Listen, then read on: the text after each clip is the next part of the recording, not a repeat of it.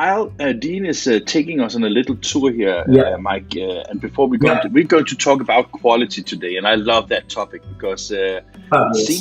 it seems so obvious to a lot of people, but it's not really, right? I don't think so, Morten. When I first left school, I was an illustrator. Oh, really? Yeah, and in a packaging company, and I spent my first 10 years of my life doing that and producing artwork for Litho and Flexo. I came to work for Hampton Printing after doing some pre-press work, and they had a reputation then for quality. In latter years, I've met with many print managers who say things like, "You've all got the same machines, you're all exactly the same." Well, I think, number one, that's not correct. And number two, I think that's doing a disservice to the many professionals here and across the world. People like Dean, people like our operators who have been here for 25 years. Wow. And have real skills and understanding about colour. We may have the same equipment, but we use different blankets, we use different substrates, we use different screenings, a multitude of things. And so when you're working like we are in the UK and Europe, doing multi-language productions of retail, fashion, automotive, and we're printing all sorts of things on all sorts of substrates, we believe we can make a difference. Mm-hmm. And such, Morten, that we had a client here the other week that it was our first job. We were proofing it for them on a coated stock. And I said, "Why don't you consider printing this on uncoated?" And he said, "Well, you'll never get the definition, you'll never get the sharpness, you'll never get the vibrancy."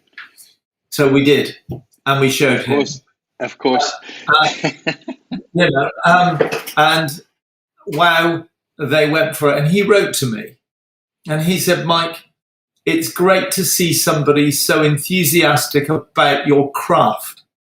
And I have to say, I do think what we try to do on a daily basis is about people's skill and craft.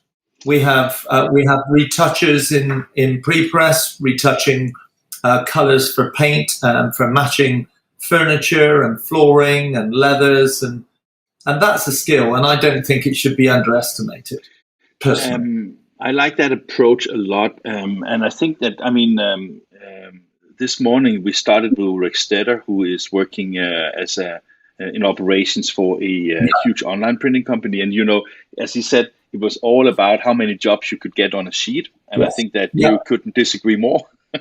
No. And then we had... Sorry? Can you hear me? You're back, Morten. Sorry. Oh, no worries. No, and then we had Anthony Thirlby, who said that in a general commercial printing company, it was exaggerating a little bit, but more about speed. And the reason why I wanted to talk to you is because for you, it's about quality. And the question is, or the reason why I find this conversation really interesting, I hope also our audience think it's interesting, is because this is three very different approaches how to become successful in the printing industry, right? And I can say that, if we take away the craftsmanship for just a second and look at it, I think that all three business models have a place in the industry, right? Because they serve different purposes. Yeah, I totally agree with you, Morten. From our point of view, we try to be as efficient as we can, if you like, in between jobs.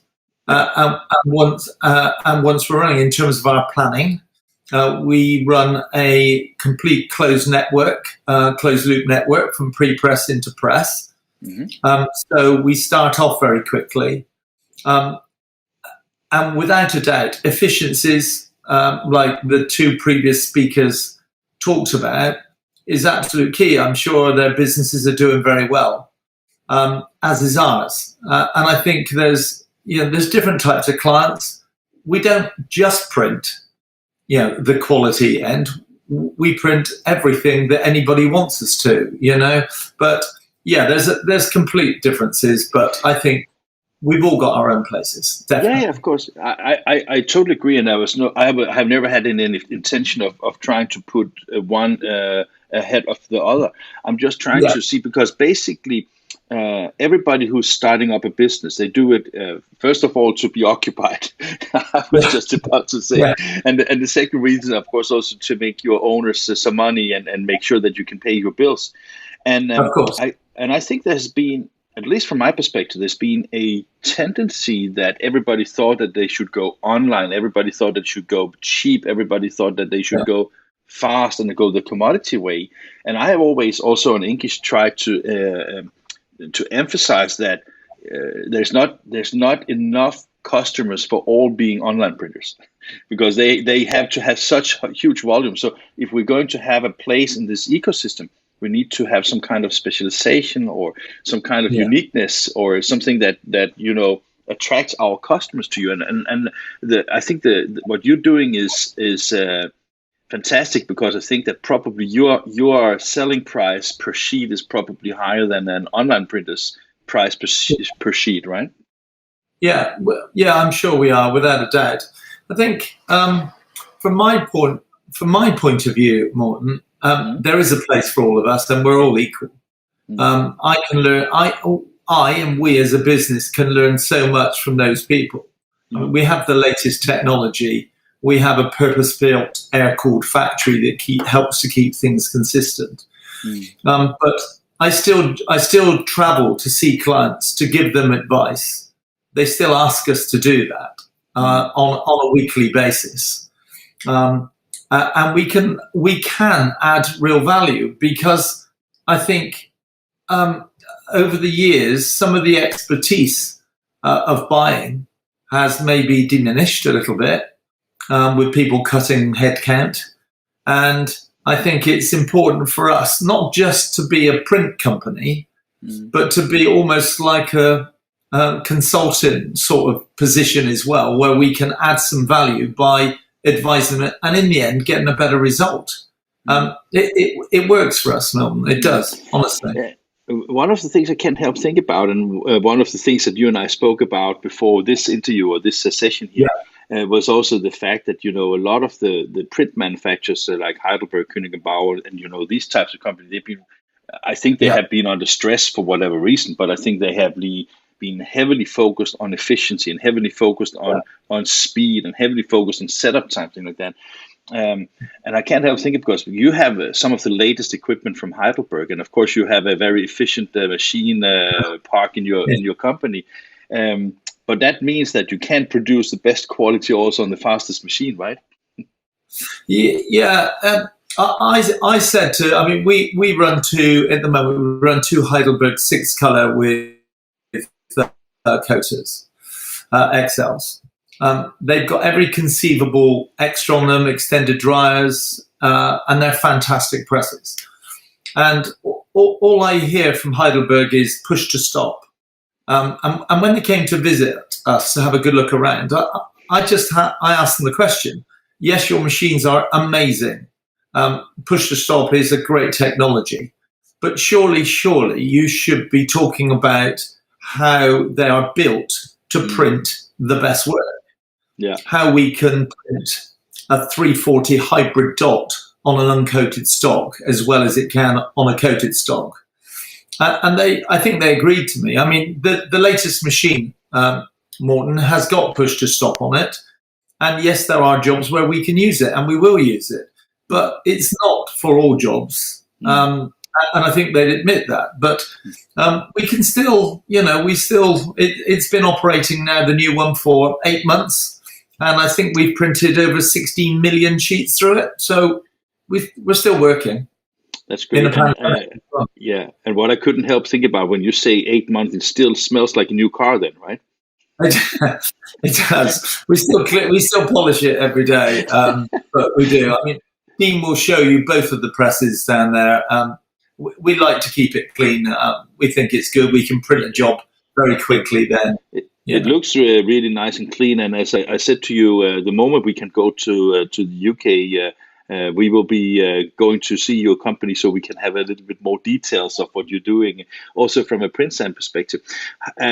When you go into the market, I mean, some printing companies that I talk to, they always, I wouldn't say complain, but I would say that they raise a discussion about how difficult it is to sell on quality and how difficult it is to sell on a premium and things like that. Is that something that you also experience? Are you ever compared to the cheaper prices in the market? Yep. Yeah, on a weekly basis, Morten. It depends who you're selling to, of course, but we often quote against people, all types of print companies, and clients will say, no, you didn't win that, you're too expensive. Other people will say, you're more expensive, but I'd really like you to do it because I love what you do. Isn't that nice? That is nice. They will, if they can, they'll negotiate with you, and you come to a compromise that works for both of you, of course. Yeah. I had only yesterday a client come in and say, you've printed this job for us for the Middle East. The problem is now, Mike, is that the client only wants you to print my work because the difference is so vast. So we like that also, Morten, but we have to compete. We still have to compete. I just think if we can add a little bit more value and produce maybe a better job overall, then that business will repeat maybe more of it if people can. And well, I've been here now for 30 odd years. It's technically one of the most advanced plants in the UK, if not Europe. But we learn every day, and we need to be more efficient every day. But we're getting there, and the market is difficult. But I do think that people expect better now if they can. Yeah, but I like what you say. I was thinking that I think that most people that have been in the printing industry for many years, right? They have, of course, seen the changes from analog to digital, and also the speed improvements and all the technology gains that have been given to the market. One thing I was just wondering, because the simple mathematics of running a printing company, I take, has not changed a lot. If you fill up the machine and use the capacity as much as possible, you can still be very profitable on it, right? So I think that maybe it's less about selling cheap, but more about selling the value that adds to the company and where you want to take it. So, and that was why I was asking whether it was difficult, because I always believe there is a market for premium customers and people that I mean, otherwise there will only be sold Skodas and not so many Mercedeses, right? Yeah. I have a Skoda, so I can say so. Great. I think for us, we've got a model that's based on us trying to be 75% efficient. If we can do that, but and the business is really solid. It's largely debt free. We stand on our own 2 feet. We have no group behind us, and people say to me quite regularly, "You're lucky. You're lucky. You've got a niche." Well, I don't think we're lucky. We've got a niche. I think you're clever. You're clever, right? You identify it. Right? I don't think I'm clever at all, but that's my opinion of me. I think when you come here, we purpose built this factory in the year 2020, year 2000. It's 20 years ago. It's purpose built. It's got a flow through it. We've got closed loop technology, and we've got the latest Heidelberg presses. And if you combine all of that, as Anthony Thrillby would say to you, he would agree with me, the technology is there to help us. Gone are the days where we used to hand develop plates years ago. CTPs, I think we're on our 6th now. The speed of which we can get a job from pre-press onto a press and into colour in 50 sheets is amazing. So, sorry, I'm sorry. No. It's just there's a slight latency here. So, Mike, when you look at your company today, and also look a little bit ahead of time, let's say the next maybe 10 years or something like that. Yes. Do you still? I mean, do you believe that there will be a growing demand for the quality perspective in printing? Or and when I say that, I know that maybe some of the competitors and colleagues in the industry may disappear because the market is changing, of course, right? Yeah. But do you think that the type of work that you do, there will be a demand for at least the next 10 years?